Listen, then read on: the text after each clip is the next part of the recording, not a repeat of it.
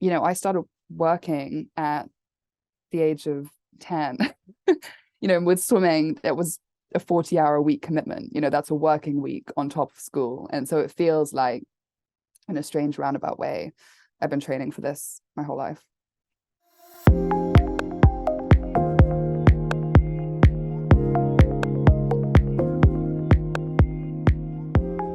Hello and welcome to Diverse and Inclusive Leaders. This is the podcast where I speak with the most inspirational and thought-provoking leaders of today and unearth their unique stories of diversity and inclusion to help inspire, educate and motivate others to make the world a better place. Today, I am so excited to be joined by Rebecca Achieng Ajulu-Bushell. Rebecca is the CEO of 10,000 Interns Foundation, and she's also previously run her own very successful organizations. NKG is one that you've probably heard of before, and she's also held a variety of other senior positions within industry. Welcome to the show. Thank you so much. I'm so excited to be here. I'm so excited to have you here. I know the first time we spoke, I was like, oh my God, we should be doing a podcast together. We need to trade numbers. We need to WhatsApp because... I know, and then we just spoke for hours.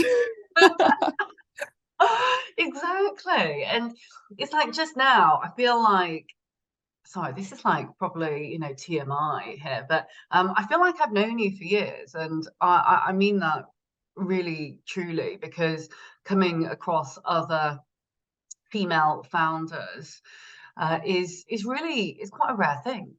But yeah, I completely agree. And yeah, I love that. And it's ditto, completely echoed. But I also think that with me and you, it's like that complicated backstory as well, and having like a complicated, childhood or a complicated relationship with race, and that like informs the way that you move through the world. And so as soon as I met you, my friends and I always say this when we meet someone that we love, we're like, I met them immediately.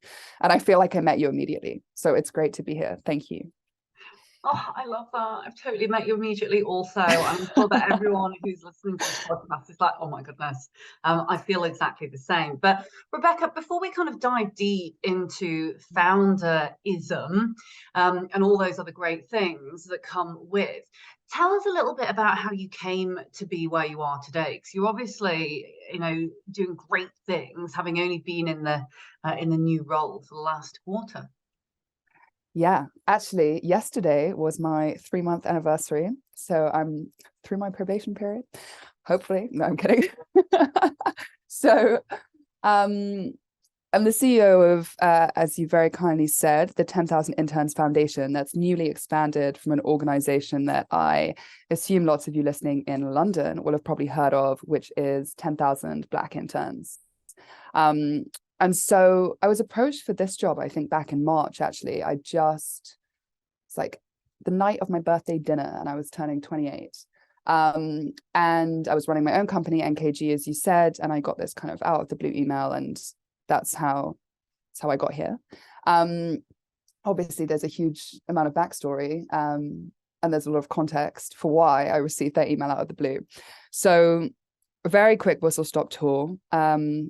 I'm half British, half Kenyan, and that's important because I grew up in Kenya. And so that's always informed my worldview. It's informed my experience of being mixed race, my experience of being a Black woman.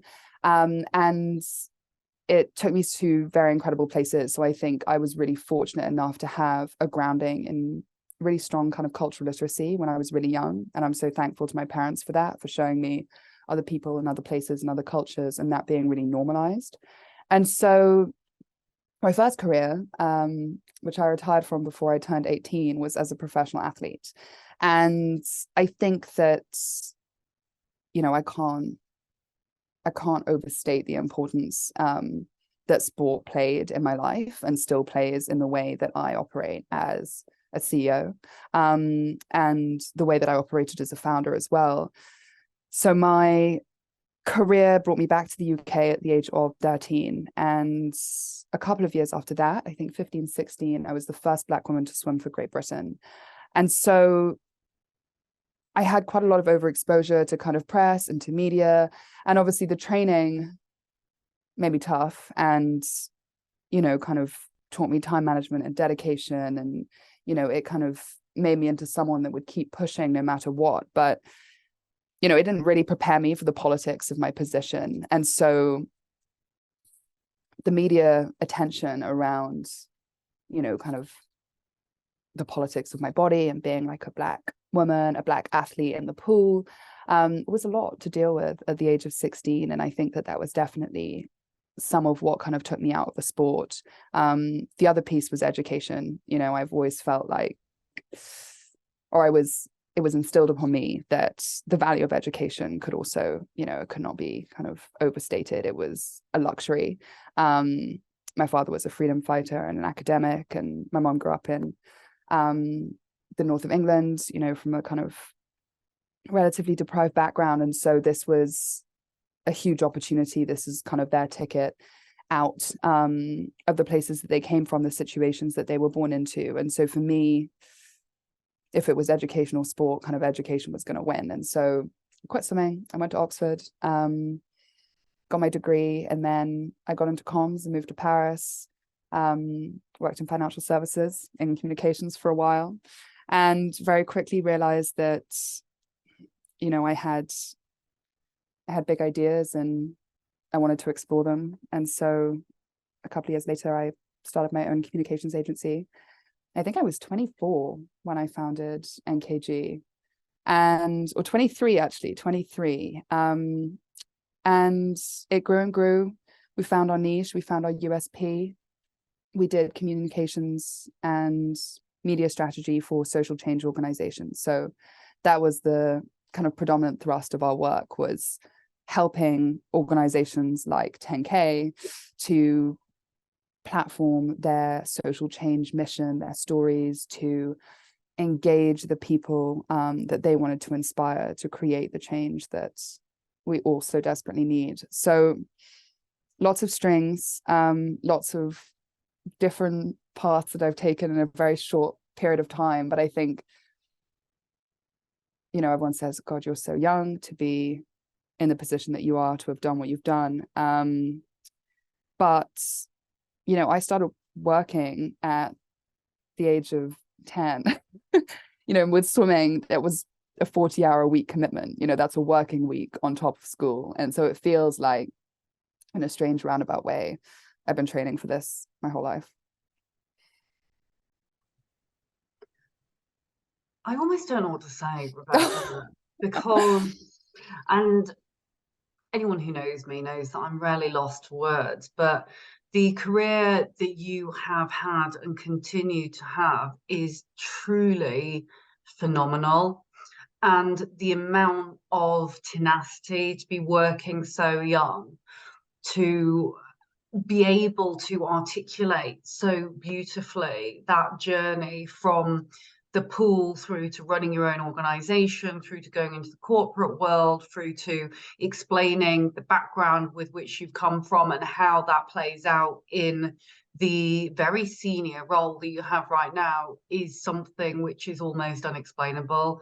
I really take my hat off to you. I take my virtual hat off to you, because I think it is just absolutely brilliant. And I don't know whether I find it slightly frustrating or really complimentary when you say stuff like, people will always comment and say I'm so young, because in fact, I should ask you that, because I have a similar thing, and I often have mixed feelings about it. But how do you feel when people say that, before they say, hey, do you know what, I need to speak to the CEO about this opportunity? Instead, they say, wow, you're young to be a CEO.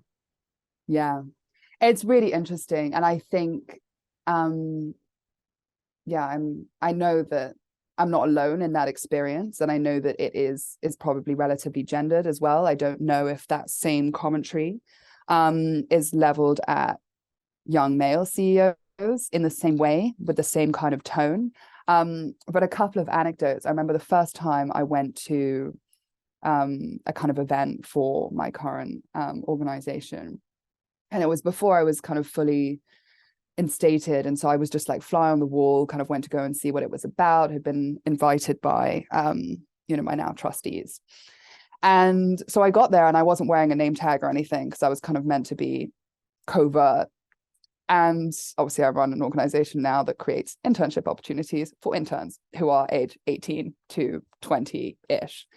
And I got there and people were like, oh, like, you're an intern, this is, and that was my experience of being, and I was like, well, like, how do I even tell you that I'm the CEO? Like, there's just such a big jump that it like almost doesn't make any sense. And that happens a lot. And it was funny, the other evening we had an awards ceremony. So I was hosting this big awards ceremony. It's very fancy, very famous museum, and had all these celebrities coming, and my team and I had organized the whole thing, and everyone had name tags. And again, actually, this is funny, I don't do this on purpose, but it now sounds like I do this on purpose. I wasn't wearing my name tag as I was going around kind of introducing myself to people, and I'd be like, oh, hi, and there were a couple of people who shook my hand and honestly didn't even look at me. And I was like, oh, hi, I'm Rebecca. And they're like, hi, whatever. And then I was like, oh, I'm the CEO. And people like falling over themselves to now be like, oh my God, I'm so sorry. It's so good to be here. And so it's funny that whether people say it or not, that's in every single interaction. Like, it's all like every interaction, every action, every conversation is like inherently politicized, not just by your race or your gender, but also your age, right? And the way that you present yourself. Like, I don't wear a power suit every day because I have to walk around London and it's cold. And so, it's funny what you find yourself thinking about when you get to these positions as a young, female founder, CEO, person of color. I thought, God, should I start wearing a power suit? should I be doing something different? But I mean, I guess in answer to your question, I try not to let it become part of my, I don't know what the right word is, I guess part of my kind of thesis. Like, I try not to let it into my kind of praxis of being.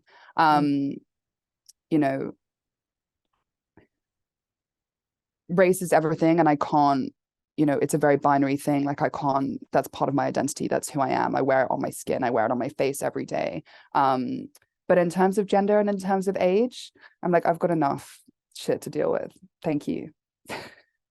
So whether you mean it as a compliment or not, let's get on with it. It's so interesting. I had myself muted for half the time there, but if you'd have heard me, I was literally cackling with laughter when you were telling the story about people not looking at you. Then the second that you said CEO, they go, oh my God, that's lovely to meet you, Rebecca. But it's so interesting, isn't it? Because stereotypes are still prevalent in modern day life. Is the second that you say the word CEO, you still have this kind of picture in your mind, or at least I do anyway. I haven't yet got to the point where I'm picturing, with all due respect, someone like you or someone like I when it comes to CEO. And I think that title itself, not that it should be about titles, but it does drum up some kind of gravitas and feeling of power almost, which leads me to say that it's a very unusual juxtaposition to be in. And so when you talk about not wanting to almost become the identity with which you're being gendered or raced into, whatever it might be, I can see that. But again, it's never as clear cut as what it seems, because I think you and I have probably been explaining our entire life, oh, how did you have that accent? And where are you from? I've had that. Where are you from? And sometimes I'll just say, oh, Yorkshire. And they'll say, Yeah, but where are you really from? Kind of Of lean course. in a more interested manner. You kind of, and so it just rolls off the tongue now. Often, if I'm explaining myself, I'll say, I was adopted by white British parents. I'm Chinese, I'm a millennial, etc. Then go straight into it just to save myself. But Right. I completely get what you're saying. Is do you want to end up being in a situation where you're already being judged prior to you being judged for the great job that you are doing in post as a CEO of a well-known organization? It's really interesting that you talk about kind of refining your story and just being ready to read it off the cuff, because I guess that's what I'm talking about, trying to release myself from. I was talking about this with my business coach yesterday, and I was saying there's something about consent in those conversations that I find really interesting. I don't mind being vulnerable, and I don't mind telling my story, and I'm very happy to do it in spaces where I've kind of, as it were, like consented to do that, where I can decide what the parameters are, where I can decide, how and who I tell my story to. But it's funny that we have developed a script so that we can do it all the time to kind of keep people at like a kind of distance from the work that we're trying to do, and it's like you have to do that before you can get into, okay, I'm the CEO, can you sit down and listen, please? And it's not that I don't like talking about race. I talk about it all the time. Ask like anyone. Talk about too much, or gender, or whatever it is, or the politics of my position as a human being in the world. It's what we do as an organization. We're trying to meet the needs of underrepresented groups in the UK, and to increase that representation, to broaden people's horizons. It's my work, and so it's my life to a certain extent. But sometimes, you just want to say, I'm the CEO. That's it. Thank you. And there is a kind of extra weight that you carry around if you are female and you have a complicated backstory and you are a person of color and you're young and you're this, and it's like you're kind of pulling that stuff with you as you try to do a job that's also like fucking hard, frankly. I find it so refreshing that you're swearing. I dropped far too many F-bombs in the virtual office, but I know exactly what you mean. The weight and the burden. And as I was saying to you before we started recording, I'm great at managing up, and I always have been. But there does come a point, especially when you're, hiring in or you're interviewing and things like that, and you're having to kind of tell this narrative to explain almost how you came to be where you are, Right. which is like so frustrating because, at what point did it then become, about the years in service as opposed to the actual skill and the willingness to succeed? You started working at, a very tender age, but I'm sure most people hadn't even started considering things like this. And so you kind of layer that on top of someone else's experience. Yes, I might have had, 20 years worth of experience within, corporate organizations, whatever. Sorry, excuse my language. And this does not mean that I don't love corporate organizations, because I do. However, I do think there is a real desire for people to want to put others into very, very specific boxes when it comes to talent. And talent looks like so many different things, right? I could not agree with that more. That really, like, that resonates with me. And this is like, whole podcast is just going to be us like violently agreeing with each other. But I think, one of the things that one of the reasons that I took this job actually, was because I really actually had massive respect for my trustees for hiring someone who didn't necessarily fit that mold. Like, I didn't work at Goldman Sachs. I didn't go into the city. I don't have a traditional, quote unquote, traditional background, or the traditional background to be a CEO of an organization that is, to a large extent, kind of corporate facing, that is very commercially minded. Yes, we're in the third sector, but we definitely operate slightly differently to your kind of traditional small charities. And they hired me because they knew that I would be great at the job, because I told them and showed them in all of the ways that I could through the interview process that I would be great at the job. And I am great at my job. But that took, people with a very, and I don't want to say open mind, because that almost sounds patronizing. It's like, of course you should be able to see talent for what it is. And it's funny that this kind of basically feeds into what we do as an organization, which is we create different kinds of talent pipelines that organizations wouldn't normally consider.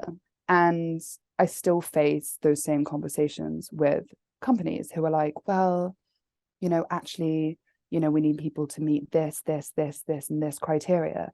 And it's like, if you do what you've always done, you're going to get what you've always got. Like, you're not going to meaningfully change the direction of progress. And I think we can all agree that we need to change the direction of progress.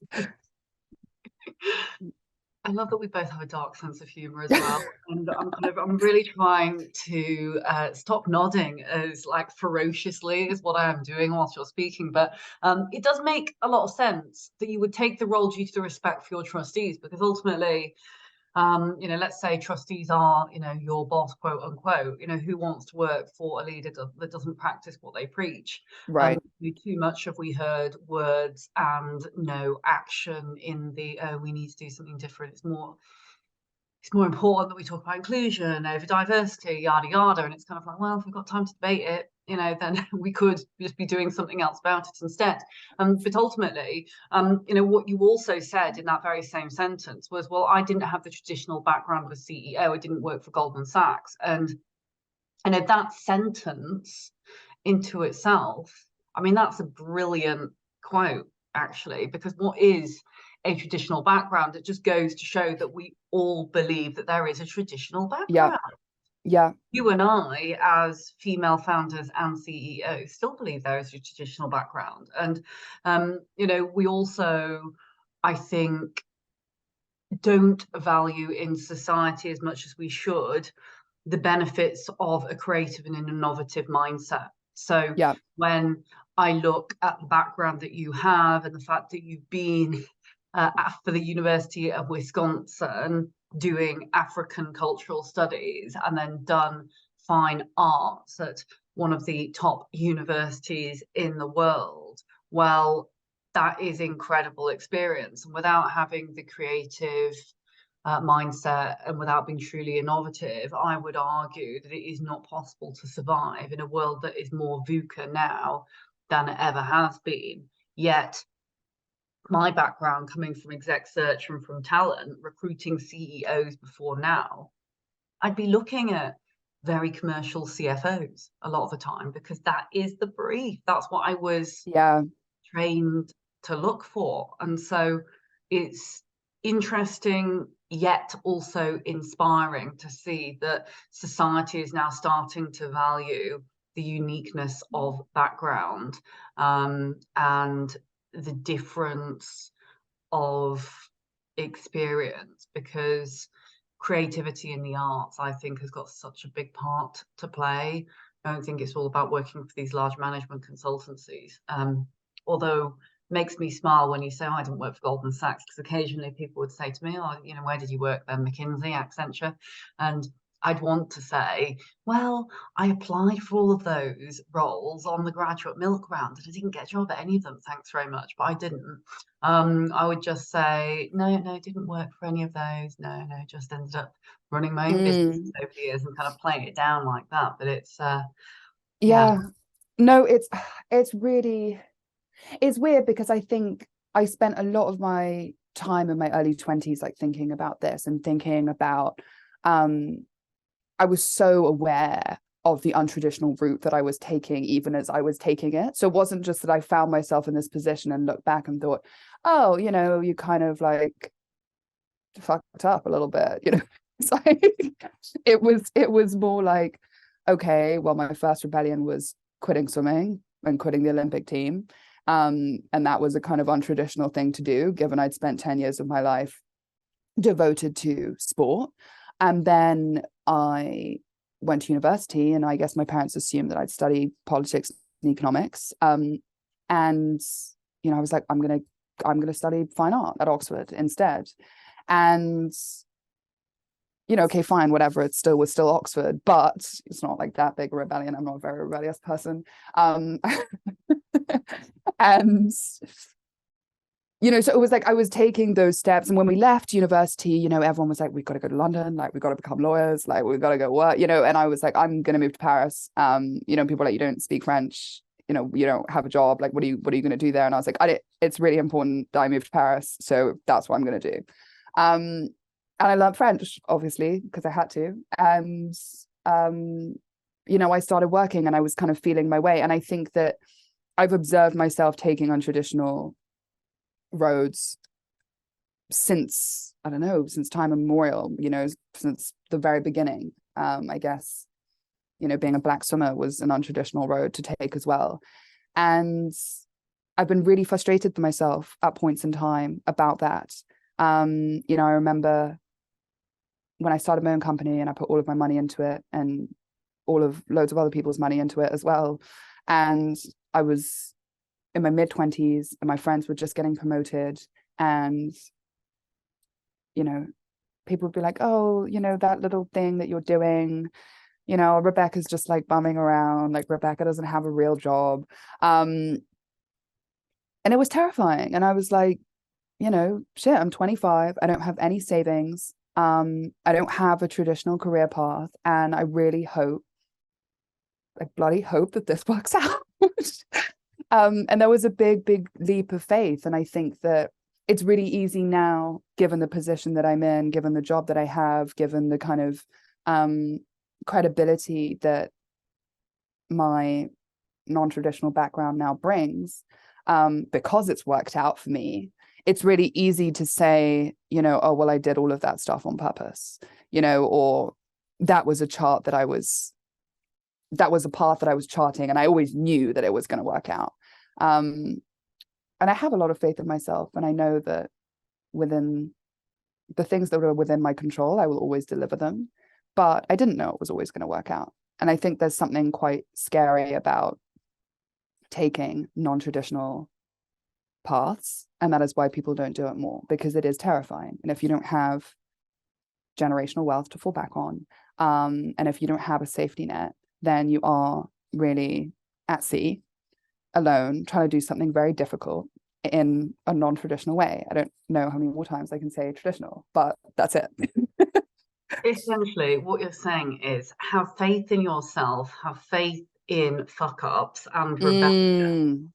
And actually, that's how you best learn. And so when you're, you know, when you're young and you're kind of trying to make your way in the world post-school, it's really hard to actually contextualize what it means to be in a job, so to speak. And so when you 100%. don't know anyway what you're going to be doing, why not at least follow your loves? And it sounds like you followed very much your heart, and where your soul, without sounding too cheesy here, was taking you was the kind of, I want to go to Paris, I want to stop swimming, I want to go into something which is more creative and less traditional. Well, each and every step of the way you have given it your best. And it kind of reminds me of something that my dad always says. He always says, you know, darling, as long as you try your very best, you really have got nothing to be ashamed of. And so when you're unsure, why not just keep trying the things that you know that make your heart sing ultimately, and eventually things will come good.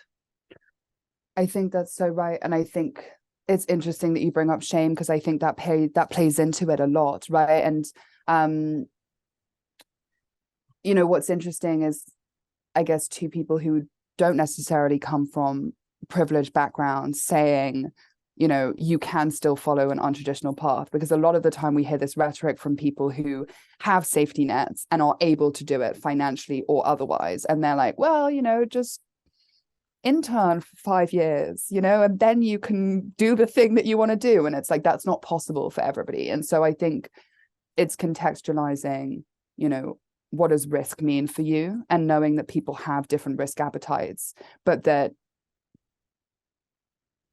that shame shouldn't be the thing that leads you down a path that you don't want to take. And I guess the last thing I'll say on that is that, you know, when you're young, and I'm still young, I don't know, it's very ridiculous to say that, when you're leaving school or you're leaving university and you are trying to kind of find your place in the world and figure out what it all means, you're just bombarded with this kind of like, what are you going to do? What are you going to do? What are you going to do?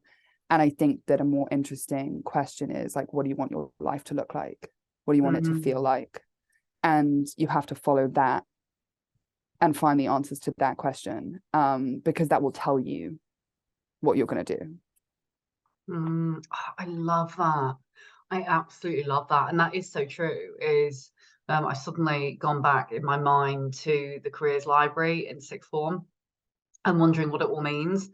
It's just such a beautiful way to look at it. It's actually what you want your life to look like, what you want it to feel like. And that's really applicable at any point within one's career either, even if it's kind of at an inflection point. Maybe you're an executive listening to this and you're at an inflection point of your career and you're thinking, oh my goodness, well, where do I want to be? What do I want to feel like? That's actually incredibly valid. Or whether it is that you are setting out on your career and considering what is next. But I do just want to point out your mention there of shame. And it's a really interesting word, shame, actually. It's one that makes people often feel rather uncomfortable, but it reminds me very much so of a lot of the Brené Brown books. And I think this notion of shame and feeling pain or experiencing feelings of being flawed or not good enough, actually they are sometimes the things that drive you. And so not having that safety net and not having that, oh well, this is plan B, basically,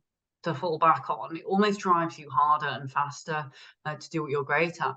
I remember giving a talk years and years ago it was called the Tangerine Academy, actually. We were trying to bring on 16-year-old kind of first jobbers, basically. And there was a guy there who worked for a recruitment company, and he was asking why I'd set up mine. And I can't remember what I said now, but I remember he said back specifically, well, it's either brave or stupid.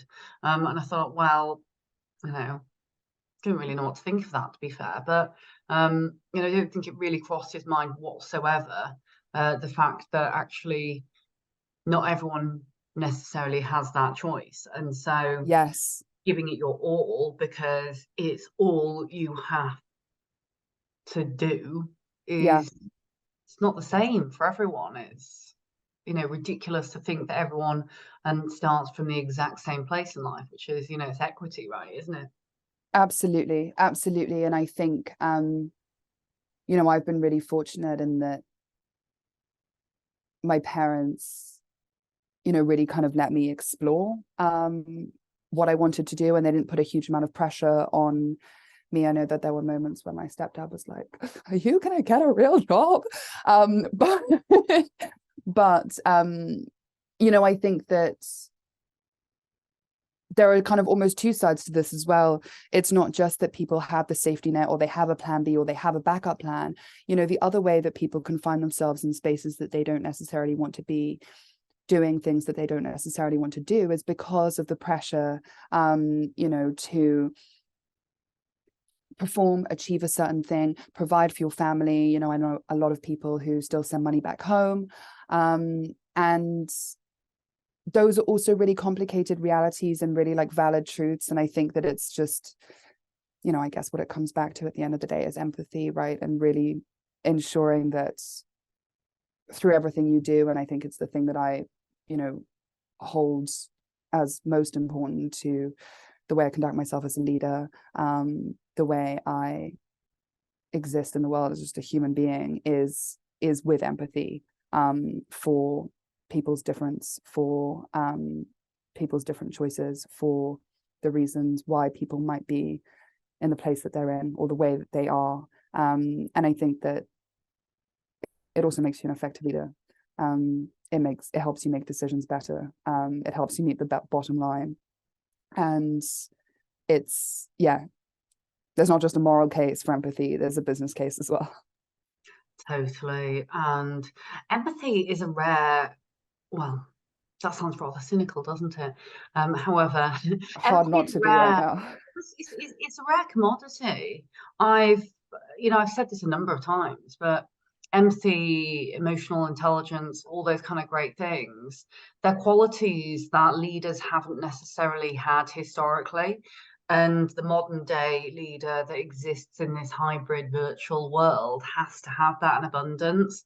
And I truly believe that the leader that does not have that will not survive in a world where everything can be automated, that we can, optimize a process or tech to do certain things. Well, empathy is not something that can physically be replicated at this point in time. And so it really is a standout trait and quality of those very special leaders.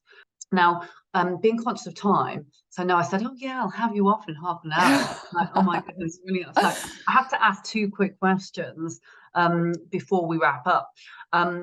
And the first one is, tell us a little bit about why, if we're an organization or an individual, we should be getting involved in your brilliant organization. And secondly, you mentioned that you had a business coach, which I just think is really fascinating. And if I'm not prying too much into your personal life here, I'd love to know, have they been helpful, and what kind of questions would your business coach be asking of you? Because I think coaching and mentoring are becoming more and more important in today's world. And I also am actually thinking about getting a coach. So I was personally very curious as well. Okay, absolutely. So the 10,000 Interns Foundation, I'll do a really quick elevator pitch, started life as a project after the re-eruption of the BLM movement in 2020 to create paid internship opportunities for young Black students and graduates, incredible talent that is underrepresented in our workforce. And it grew very quickly. It started in the investment management space, and then everyone got involved because they realized that, oh, surprise, surprise, diversity is not just an issue that affects the city.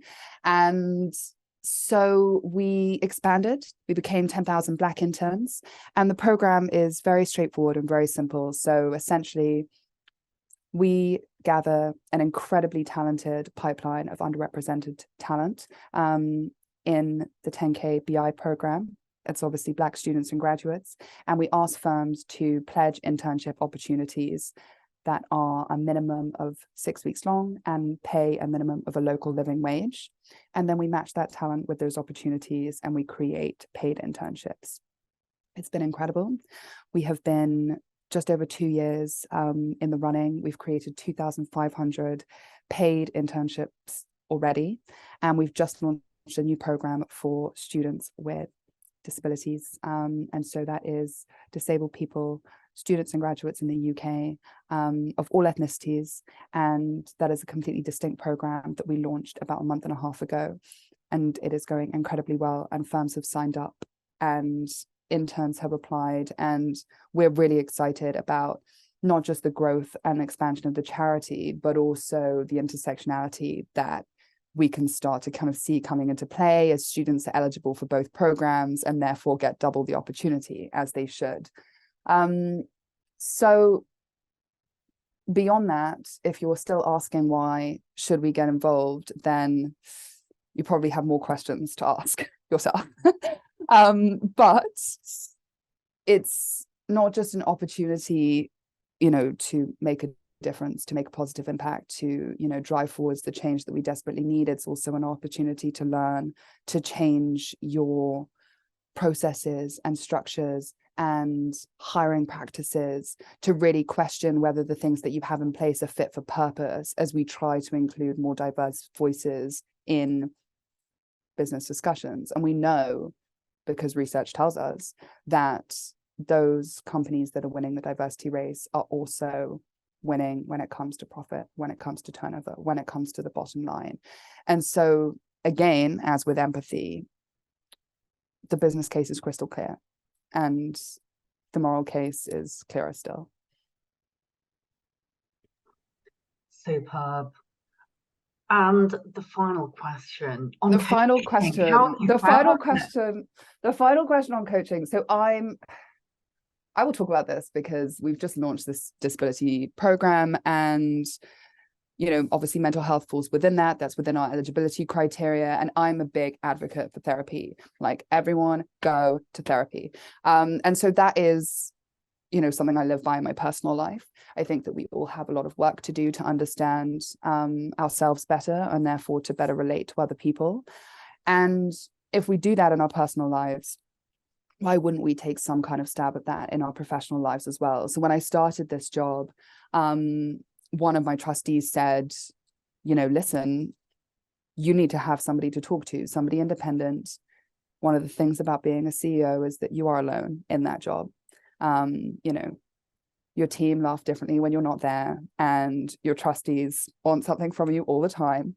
And you always have to think about what you're saying to everybody at every second of the day.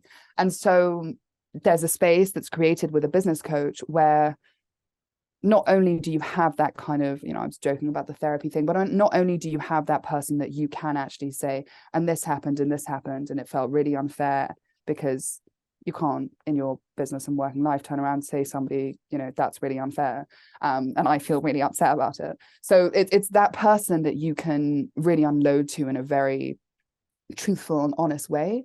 But I also take really practical problems to my business coach, and I say, listen, I'm trying to change the reporting structure for this, and I don't really know how to do it. And she'll ask me, okay, what are the options? Okay, let's role play. How does that feel? How does that land? What are you trying to instill here with this reporting? And so we game plan all of that stuff as well. And I had a session with her yesterday, and we looked back on some of the things that I'd put down as my goals when I started this job. And I felt very sorry for my sweet little self 3 months ago. but a lot of them were achieved, and a lot of them were surpassed, and she's definitely helped me do that. So if you're thinking about getting a business coach and you are in a senior position, in an executive position, I would say don't hesitate. And if you're not in a senior position, start thinking about meaningfully mentoring up, and also start thinking about getting a mentor yourself, because we can all benefit from having a different kind of perspective. And I think that's what coaching and mentoring brings. Rebecca, thank you so much. It has been a joy. It has been a joy, and it's been a hoot as well. So much fun on a Friday afternoon. Now I've got to go back to work. I feel like we should have a glass of bubbles. We should do this more frequently, whilst I try and do my best to summarize. But honestly, it's been a brilliant conversation today. I've thoroughly enjoyed having you on the show. Everyone who is listening in, make sure you check out 10,000blackinterns.com. Make sure you follow Rebecca. She's doing remarkable things. She is absolutely one to watch. Some of the things that I've really enjoyed talking about today are, the isms actually of being a female founder, being a CEO, some of the different stereotypes that we find ourselves facing up to day in, day out, but also, really owning our background and, considering where it is that we would like to be in the future. So instead of thinking what's next, think about where it is that you would like to be and how it feels. I really loved that quote, Rebecca, from you earlier, and I think that's something which is really quite applicable at every different stage of the career journey. And then finally, having faith in fuck ups. What a brilliant way to look at things. If we follow our heart, we follow our truth, we follow ourselves, and we try our very best, then ultimately there is no shame to be had. Some very, very powerful words indeed, and just such an enjoyable and inspirational conversation. So Rebecca, thank you ever so much. For those that are listening, if you've missed anything, do not worry, because everything will be in the show notes at the end of today's show. You can check us out on Apple, Spotify, any of your favorite podcast apps. Make sure you hit subscribe, and if you've been affected by anything in today's show, obviously make sure you reach out to us. www.darglobal.org/podcast, and we will look forward to seeing you again very soon.